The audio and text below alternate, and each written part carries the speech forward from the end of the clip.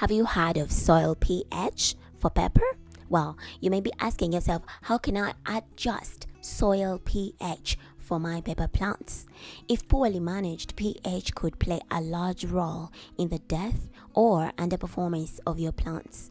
Controlling pH can be vital if you want to optimize the growth and yields of your pepper.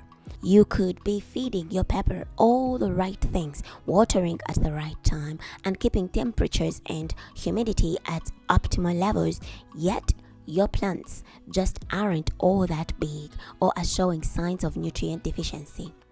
If that's the case, you might have a pH problem.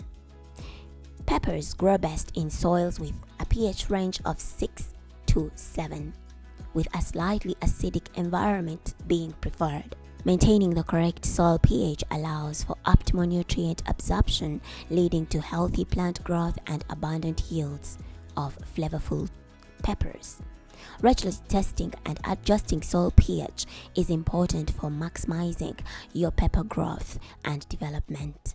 Using methods such as adding lime to raise pH or elemental sulfur to lower it.